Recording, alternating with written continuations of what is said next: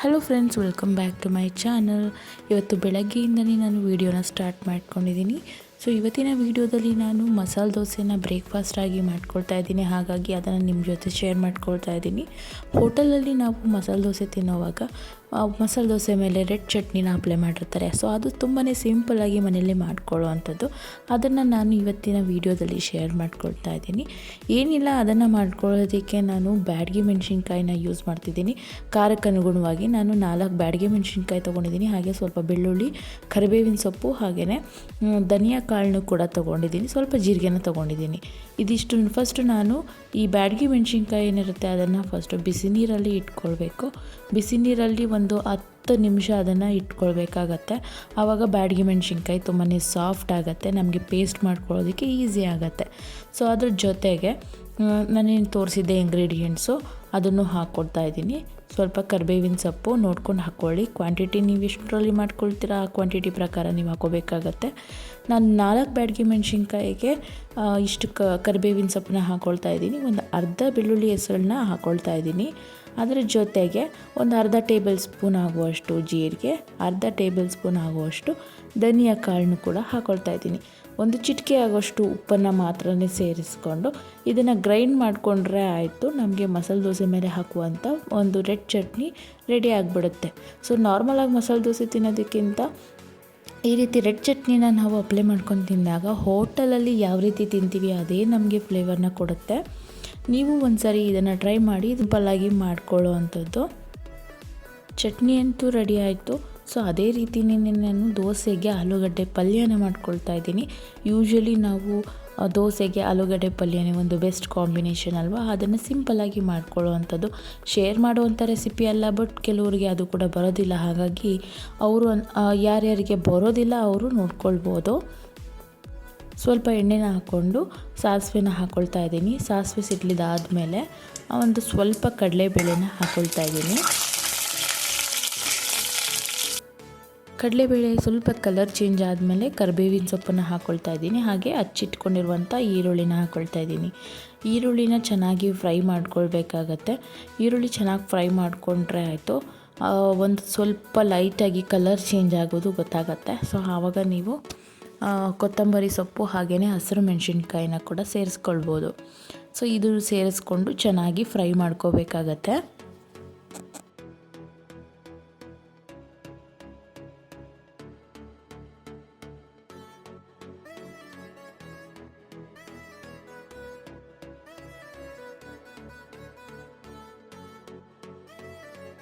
ಈರುಳ್ಳಿ ಫ್ರೈ ಆಗೋದಕ್ಕೆ ನಮಗೆ ಎಷ್ಟು ಉಪ್ಪು ಬೇಕೋ ಅಷ್ಟು ಉಪ್ಪನ್ನು ನಾನಿಲ್ಲಿ ಸೇರಿಸ್ಕೊಳ್ತಿದ್ದೀನಿ. ಜೊತೆಗೆ ಒಂದು ಅರ್ಧ ಟೇಬಲ್ ಸ್ಪೂನ್ ಆಗುವಷ್ಟು ಅಡುಗೆ ಅರಿಶಿನ ಕೂಡ ನಾನಿಲ್ಲಿ ಸೇರಿಸ್ಕೊಳ್ತಾ ಇದ್ದೀನಿ. ಇದನ್ನು ಸೇರಿಸ್ಕೊಂಡು ಚೆನ್ನಾಗಿ ಫ್ರೈ ಮಾಡ್ಕೋಬೇಕು.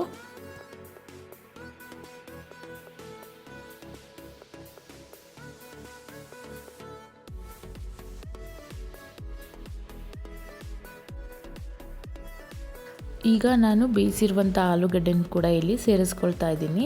ನಾನು ಆಲೂಗಡ್ಡೆನ ಬೇಯಿಸ್ಕೊಳ್ಳುವಾಗ 3 ವಿಸಿಲ್ಸ್ನ ತೊಗೊಳ್ತೀನಿ. ಪೂರ್ತಿಯಾಗಿ ಅದನ್ನು ಸ್ಮ್ಯಾಶ್ ಮಾಡೋ ರೀತಿ ನಾನು ಬೇಯಿಸ್ಕೊಳ್ತೀನಿ. ಕೆಲವ್ರಿಗೆ ಪೂರ್ತಿಯಾಗಿ ಸ್ಮ್ಯಾಶ್ ಮಾಡೋದು ಇಷ್ಟ ಆಗೋದಿಲ್ಲ, ಅವರು ಹಾಗೇ ಹಾಕ್ಕೋಬೋದು. ದೋಸೆಗೆ ಈ ರೀತಿ ಪೂರ್ತಿಯಾಗಿ ಸ್ಮ್ಯಾಶ್ ಮಾಡಿದ್ರೇ ಟೇಸ್ಟಿಯಾಗಿರುತ್ತೆ. ಹಾಗಾಗಿ ಆಲೂಗಡ್ಡೆನ ಹಾಕ್ಕೊಳ್ಬಿಟ್ಟು ಚೆನ್ನಾಗಿ ಮಿಕ್ಸ್ ಮಾಡ್ಕೊಳ್ತಾ ಇದ್ದೀನಿ.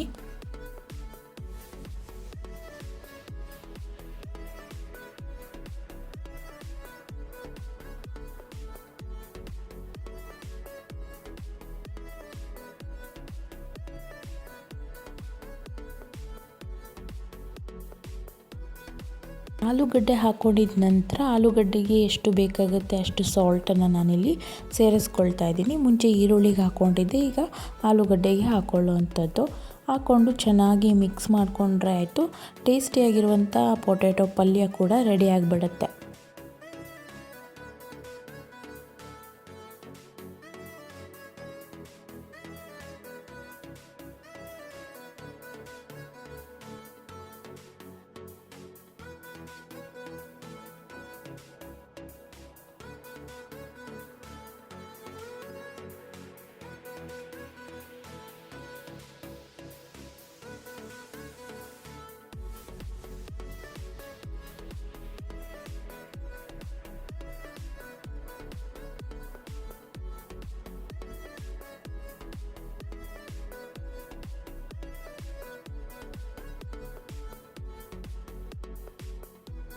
ನೋಡ್ತಾ ಇರ್ಬೋದು ಪಲ್ಯ ಕೂಡ ರೆಡಿ ಆಯಿತು. ಇದಾದ ನಂತರ ದೋಸೆನ ಹಾಕ್ಕೊಳ್ಬೇಕು.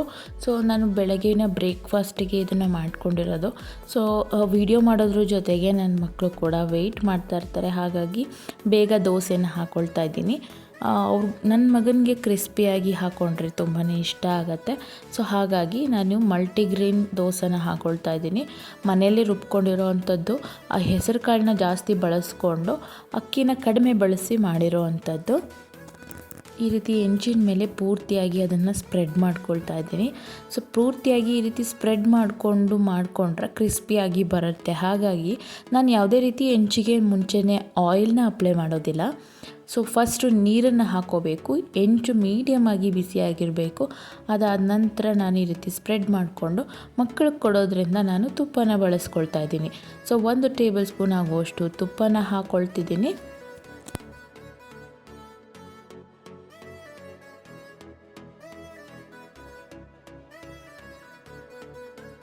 ಅದಾದ ನಂತರ ನಾನು ಮಾಡಿ ಇಟ್ಕೊಂಡಿರುವಂಥ ರೆಡ್ ಚಟ್ನಿನ ಕೂಡ ಅಪ್ಲೈ ಮಾಡ್ಕೊಳ್ತಾ ಇದ್ದೀನಿ.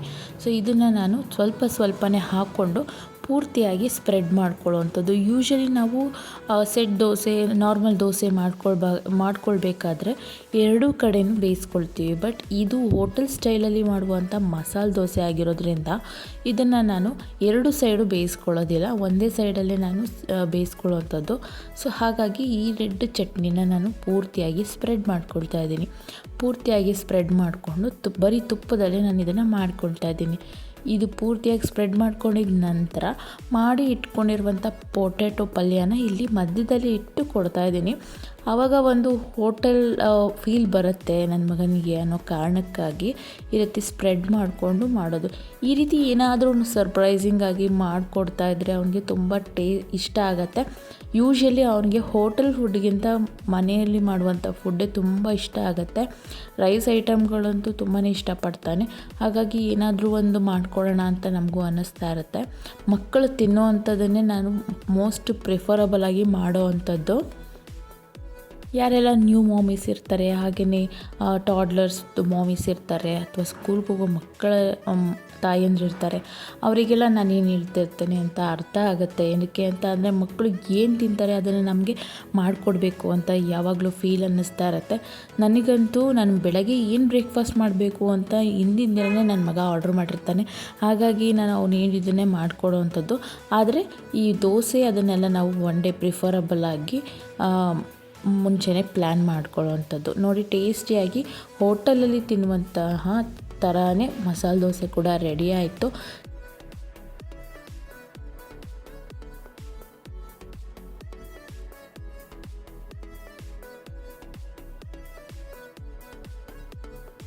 ಹಾಗೆಯೇ ಒಂದು ಆರ್ಫನೇಜ್ಗೂ ಕೂಡ ಇವತ್ತು ವಿಸಿಟ್ ಮಾಡಬೇಕಾಗಿತ್ತು. ಮುಂಚೆನೇ ಪ್ಲ್ಯಾನ್ ಮಾಡ್ಕೊಂಡಿದ್ದಂಥದ್ದು. ಫ್ರೆಂಡ್ಸ್ ಜೊತೆ ಹೋಗ್ಬಿಟ್ಟು ಮಕ್ಕಳಿಗೆ ಫ್ರೂಟ್ಸ್ನ ಕೊಡೋಣ ಅಂತ ಹೇಳಿ ಆ ಒಂದು ವಿಡಿಯೋನು ಕೂಡ ನಾನು ಈ ವಿಡಿಯೋದಲ್ಲಿ ಶೇರ್ ಮಾಡ್ಕೊಳ್ತಾ ಇದ್ದೀನಿ. ಯೂಶ್ವಲಿ ನಮ್ಮಗಳಿಗೆ ಇರುವಂಥ ಬ್ಯುಸಿ ಸ್ಕೆಡ್ಯೂಲಲ್ಲಿ ಫ್ರೆಂಡ್ಸ್ ಎಲ್ಲ ಮೀಟ್ ಆಗೋದೇ ಕಷ್ಟ ಆಗಿಬಿಟ್ಟಿದೆ ಇತ್ತೀಚಿನ ದಿನಗಳಲ್ಲಿ. ಆದರೂ ಕೂಡ ಟೈಮ್ ಮಾಡಿಕೊಂಡು ಯಾವಾಗಾದರೂ ಈ ರೀತಿ ಸೇರ್ತಾ ಇರ್ತೀವಿ. ಸೊ ಯೂಶ್ವಲಿ ನಾನು ಪ್ರತಿ ವರ್ಷವೂ ಡಿಸೆಂಬರ್ ಮಂತಲ್ಲಿ ಆರ್ಫನೇಜ್ಗಾಗಿರ್ಬೋದು, ಓಲ್ಡ್ ಏಜ್ ಹೋಮ್ಗಾಗಿರ್ಬೋದು ಏನಾದರೂ ಕೊಡುವಂಥದ್ದು ಅಭ್ಯಾಸ ಇದೆ. ಹಾಗೆಯೇ ನನ್ನ ಬೆಸ್ಟ್ ಫ್ರೆಂಡ್ ಬರ್ಡೇ ಕೂಡ ಇತ್ತು. ಸೊ ನಾವು ಯೂಶ್ವಲಿ ಕೇಕ್ ಕಟ್ ಮಾಡೋದನ್ನೆಲ್ಲ ಪ್ರಿಫರ್ ಮಾಡೋದಿಲ್ಲ ಆರ್ಫನೇಜ್ಗಳಲ್ಲಿ, ಮಕ್ಕಳಿಗೆ ಫೀಲ್ ಆಗುತ್ತೆ ಅನ್ನೋ ಕಾರಣಕ್ಕೆ. ಹಾಗೆಯೇ ಕೆಲವೊಂದು ಆರ್ಫನೇಜ್ಗಳಲ್ಲಿ ಕೇಕು ಅಥವಾ ಜಂಕ್ ಯಾವುದನ್ನು ಅಲೋ ಮಾಡೋದಿಲ್ಲ. ಹಾಗಾಗಿ ನಾವು ಫ್ರೂಟ್ಸ್ಗಳನ್ನೇ ಕೊಡೋಣ ಅಂತ ಹೇಳಿ ಅಂದ್ಕೊಂಡು ಹೋಗಿರೋವಂಥದ್ದು. ಪ್ರತಿ ವರ್ಷ ಒಂದೇ ಆರ್ಫನೇಜ್ಗೆ ಕೊಡೋದಿಲ್ಲ, ಡಿಫ್ರೆಂಟ್ ಆರ್ಫನೇಜ್ ಅಥವಾ ಓಲ್ಡ್ ಏಜ್ ಹೋಮ್ಸ್ಗೆ ನಾವು ಪ್ರಿಫರ್ ಮಾಡಿ ಕೊಡೋವಂಥದ್ದು. ಏನೋ ನಮ್ಮ ಕೈಯಲ್ಲಿ ಎಷ್ಟು ಆಗುತ್ತೋ ಅಷ್ಟು ಮಟ್ಟಿಗೆ ಹೆಲ್ಪ್ ಮಾಡೋಣ ಅನ್ನೋ ಒಂದೇ ಕಾರಣಕ್ಕೋಸ್ಕರ ಮಾಡಿರೋವಂಥದ್ದು. ಹಾಗೆಯೇ ಈ ವಿಡಿಯೋ ಮಾಡಿರುವಂಥ ಉದ್ದೇಶ ಕೂಡ ನಾವು ಹೆಲ್ಪ್ ಮಾಡಿರೋದನ್ನು ತೋರಿಕೆ ಮಾಡೋದಕ್ಕೆ ಅದು ಖಂಡಿತವಾಗೂ ಅಲ್ಲ. ಸೊ ಆ ಒಂದು ಆರ್ಫನೇಜ್ನ ಕಾಂಟ್ಯಾಕ್ಟ್ ಡೀಟೇಲ್ಸ್ ಆಗಿರ್ಬೋದು, ಏನಾದರೂ ಒಂದು ನಾವು ಕೊಟ್ಟಾಗ ಯಾರಿಗಾದರೂ ಮೋಟಿವೇಟ್ ಆಗಿ ಹೆಲ್ಪ್ ಮಾಡಬೇಕು ಅಂತ ಅನ್ನಿಸ್ಬೋದು, ಹಾಗೆಯೇ ಹೆಲ್ಪ್ ಮಾಡ್ಬೋದು ಕೂಡ. ಆ ಒಂದು ಕಾರಣಕ್ಕಾಗಿ ಇದನ್ನು ವಿಡಿಯೋ ಮಾಡಿ ನಾನು ಹಾಕಿರೋ ಅಂಥದ್ದು. ಇದು ಯಾವುದೇ ಕಾರಣಕ್ಕೂ ತೋರಿಕೆ ಅಲ್ಲ. ಕೆಲವೊಂದಿಷ್ಟು ಜನಗಳ ಅಂದ್ಕೊಳ್ಬಹುದು, ಬಟ್ ನಾನು ಯಾವುದೂ ತಲೆಯನ್ನು ಕೆಡಿಸ್ಕೊಳ್ಳೋದಿಲ್ಲ. ಸೊ ಏನಂತ ಅಂದರೆ ನಮ್ಮ ಕೈಯಲ್ಲಿ ಆದಷ್ಟು ನಾವೇನು ಹೆಲ್ಪನ್ನ ಮಾಡ್ತಾಯಿದ್ದೀವಿ. ಹಾಗೆ ಬೇರೆಯವರು ಕೂಡ ನಿಮ್ಮ ಕೈಯಲ್ಲಾದಷ್ಟು ಹೆಲ್ಪ್ನ ಮಾಡ್ಬೋದು. ಸೊ ನಾನು ನಿಯರ್ ಬೈ ಆರ್ಫನೇಜ್ನ ಸೆಲೆಕ್ಟ್ ಮಾಡ್ಕೊಂಡಿದ್ದೆ. ಸೊ ನಿಮಗೂ ಹತ್ರದಲ್ಲಿ ಯಾವುದಾದ್ರೂ ಆರ್ಫನೇಜ್ಗಳಿರುತ್ತೆ ಅಥವಾ ಓಲ್ಡ್ ಏಜ್ ಹೋಮ್ಗಳಿರುತ್ತೆ.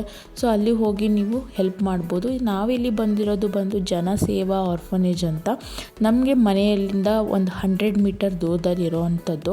ಸೊ ಇಲ್ಲಿ ಸುಮಾರು 25 ಮಕ್ಕಳಿದ್ದಾರೆ. ಸೊ ಎಲ್ಲರೂ ಗಂಡು ಮಕ್ಕಳು. ಸೊ ಕೆಲವರು ಸಿಂಗಲ್ ಪೇರೆಂಟ್ಸ್ ಇದ್ದಾರೆ, ಕೆಲವರು ಪೇರೆಂಟ್ಸ್ ಇಲ್ಲದೇ ಇರೋರು ಕೂಡ ಇದ್ದಾರೆ. ಸೊ ಯಾರಿಗಾದರೂ ಈ ಉತ್ತರಹಳ್ಳಿ ಸರೌಂಡಿಂಗಲ್ಲಿ ಅಥವಾ ಬನಶಂಕರಿ, RR ನಗರ್ ಈ ಸರೌಂಡಿಂಗಲ್ಲಿ ಇರೋವಂಥವ್ರಿಗೆ ನಿಯರ್ ಆಗುತ್ತೆ. ಸೊ ನೀವು ಈ ಒಂದು ಕಾಂಟ್ಯಾಕ್ಟ್ ಡೀಟೇಲ್ಸ್ನ ನಾನು ಕೆಳಗಡೆ ಮೆನ್ಷನ್ ಮಾಡಿರ್ತೀನಿ. ನೀವು ಇವ್ರಿಗೆ ಹೆಲ್ಪ್ ಮಾಡ್ಬೋದು. ಇವರು ಗ್ರೋಸರೀಸ್ನ ಕೂಡ ಅಕ್ಸೆಪ್ಟ್ ಮಾಡ್ತಾರೆ. ಹಾಗೆಯೇ ಫ್ರೂಟ್ಸ್ಗಳೇನಾದರೂ ಕೊಡೋದಿದ್ದರೆ ಕೊಡ್ಬೋದು. ಬಟ್ ಕೇಕ್ ಕಟ್ಟಿಂಗ್ಸ್ನ ಅದನ್ನೆಲ್ಲ ಇವರು ಪ್ರಿಫರ್ ಮಾಡೋದಿಲ್ಲ. ಏನಕ್ಕೆ ಅಂತ ಅಂದರೆ ಮಕ್ಕಳಿಗೆ ಇವರು ಆ ಥರದ್ದು ಯಾವುದೇ ಫುಡ್ಡನ್ನು ಕೂಡ ಕೊಡೋದಿಲ್ಲ. ನೀವು ಹಾಲನ್ನು ಕೊಡ್ಬೋದು, ಅಥವಾ ಬ್ರೆಡ್ನ ಇವರಿಗೆ ಪ್ರೊವೈಡ್ ಮಾಡ್ಬೋದು, ಗ್ರೋಸರೀಸ್ನ ಪ್ರೊವೈಡ್ ಮಾಡ್ಬೋದು. ಅಥವಾ ಯಾರದ್ದಾದರೂ ಬರ್ಡೇ ಇತ್ತು ಅಂತ ಅಂದರೆ ಇವರಿಗೆ ಅವತ್ತಿನ ದಿನ ನೀವು ಇಷ್ಟು ಸಮ್ ಆಫ್ ಅಮೌಂಟ್ ಅಂತ ಪೇ ಮಾಡಿದ್ರೆ ಇವರ ಮಕ್ಕಳಿಗೆ ಅದರ ತಕ್ಕಂಗೆ ಅಡುಗೆನ ಮಾಡಿ ಬಡಿಸ್ತಾರೆ. ಹಾಗಂತ ಯಾವುದೋ ಒಂದು ಸೆಲೆಬ್ರೇಷನ್ ಅಲ್ಲ, ತುಂಬಾ ನೀಟಾಗಿ ತುಂಬಾ ಚೆನ್ನಾಗಿ ಮಕ್ಕಳನ್ನ ಮೇಂಟೈನ್ ಮಾಡಿದ್ದಾರೆ ಅಂತಲೇ ಹೇಳ್ಬೋದು. ನಮಗೆ ಪರ್ಸ್ನಲ್ ಎಕ್ಸ್ಪೀರಿಯನ್ಸ್ ಆಗಿರೋವಂಥದ್ದು. ಪ್ರತಿಯೊಂದು ಮಕ್ಕಳು ಕೂಡ ತುಂಬಾ ಬ್ರಿಲಿಯಂಟಾಗೂ ಕೂಡ ಇದ್ದಾರೆ. ಈ ಥರ ಹೋದಾಗ ನಾನು ನನ್ನ ಮಕ್ಕಳನ್ನೂ ಕೂಡ ಜೊತೆಲೇ ಕರ್ಕೊಂಡು ಹೋಗ್ತೀನಿ. ಅವ್ರ ಕೈಯಲ್ಲೂ ಕೂಡ ಇದನ್ನು ಕೊಡಿಸ್ತೀನಿ. ಏನಕ್ಕೆ ಅಂತ ಅಂದರೆ ಪೇರೆಂಟ್ಸ್ ವ್ಯಾಲ್ಯೂ ಗೊತ್ತಾಗಬೇಕು, ಹಾಗೇ ಅವರಿಗೂ ಕೂಡ ಹೆಲ್ಪ್ ಮಾಡಬೇಕು ಅನ್ನೋ ಮನೋಭಾವನೆ ಬರಬೇಕು ಅನ್ನೋ ಕಾರಣಕ್ಕೆ ಪ್ರತಿ ಸಾರಿ ಕೂಡ ನಾನು ಅವ್ರನ್ನೂ ಕರ್ಕೊಂಡು ಹೋಗೋ ಅಂಥದ್ದು. ಇವ್ರಿಗೆ ಇನ್ನೂ ಒಂದಷ್ಟು ಕೆಲವೊಂದು ರಿಕ್ವೈರ್ಮೆಂಟ್ಸ್ ಇದೆ. ಅದನ್ನು ನಾವು ಡಿಸ್ಕಸ್ ಮಾಡಿದ್ದೀವಿ ಕೂಡ. ಸೊ ಅದನ್ನು ನಾವು ಫುಲ್ಫಿಲ್ ಮಾಡೋದಕ್ಕೆ ಆದಷ್ಟು ಟ್ರೈ ಮಾಡ್ತೀವಿ. ನನ್ನ ಈ ಒಂದು ಪುಟ್ಟ ಕೆಲಸಕ್ಕೆ ನನ್ನ ಜೊತೆ ಕೈ ಜೋಡಿಸಿದ್ದು ಅಂದರೆ ನನ್ನ ಫ್ರೆಂಡ್ಸು, ಆಫೀಸ್ ಕೊಲೀಗ್ಸ್ ಅಂತಲೇ ಹೇಳ್ಬೋದು. ಸೊ ನಾವು ಕೆಲಸ ಮಾಡೋವಾಗ ಆಗಿರ್ಬೋದು ಅಥವಾ ಕೆಲಸ ಮಾಡಿಲ್ಲದೆ ಇರುವಾಗ ಆಗಿರ್ಬೋದು, ನಮ್ಮ ಫ್ರೆಂಡ್ಶಿಪ್ ಅದೇ ಲೈನಲ್ಲೇ ಇದೆ. ಯಾವುದೇ ರೀತಿ ಗ್ರಾಫ್ ಡೌನ್ ಆಗಿಲ್ಲ. ಸೊ ಐ ಹೋಪ್ ಈ ಫ್ರೆಂಡ್ಶಿಪ್ ಹಾಗೇ ಇರಲಿ ಅಂತ ಅಂದ್ಕೊಳ್ತೀನಿ. ಸೊ ಫ್ರೆಂಡ್ಸ್, ನೋಡಿದ್ರಲ್ಲ ನನ್ನ ಒಂದು ಈ ಪುಟ್ಟ ರೆಸಿಪಿಯೊಂದಿಗೆ ಒಂದು ಪುಟ್ಟ ವ್ಲಾಗ್. ಐ ಹೋಪ್ ಈ ವ್ಲಾಗ್ ನಿಮಗೆ ಇಷ್ಟ ಆಗಿದೆ ಅಂತ ಅಂದ್ಕೊಳ್ತೀನಿ. ಇಷ್ಟ ಆಗಿಲ್ಲದೆ ಇರೋರು ಇಗ್ನೋರ್ ಮಾಡ್ಬೋದು. ಸೊ ನಿಮಗೂ ನಿಮ್ಮ ಕೈಯಲ್ಲಿ ಆದಷ್ಟು ಹೆಲ್ಪ್ ಮಾಡಬೇಕು ಅಂತ ಅನಿಸಿದ್ರೆ ಈ ಒಂದು ಆರ್ಫನೇಜ್ ನಂಬರ್ನ ನಾನು ಕೆಳಗಡೆ ಮೆನ್ಷನ್ ಮಾಡಿರ್ತೀನಿ. ಸೊ ನಿಮ್ಮ ಕೈಲಾದಷ್ಟು ನೀವು ಅವ್ರಿಗೆ ಹೆಲ್ಪ್ನ ಮಾಡ್ಬೋದು. ಹಾಗೆಯೇ ಗ್ರೋಸರೀಸ್ ಪ್ರೊವೈಡ್ ಮಾಡೋದಾದರೆ ಮಾಡ್ಬೋದು. ಯಾರೆಲ್ಲ ನನ್ನ ಚಾನಲ್ನ ಸಬ್ಸ್ಕ್ರೈಬ್ ಮಾಡ್ಕೊಳ್ದೆ ನೋಡ್ತಾ ಇದ್ದೀರಾ, ಸಬ್ಸ್ಕ್ರೈಬ್ ಮಾಡ್ಕೊಂಡು ನೋಡಿ. ವಿಡಿಯೋ ಇಷ್ಟ ಆದರೆ ಲೈಕ್ ಮಾಡಿ. ಮತ್ತು ಇನ್ನೊಂದು ವಿಡಿಯೋ ಒಂದಿಗೆ ಸಿಗ್ತೀನಿ. ಅಲ್ಲಿವರೆಗೂ ಥ್ಯಾಂಕ್ ಯು.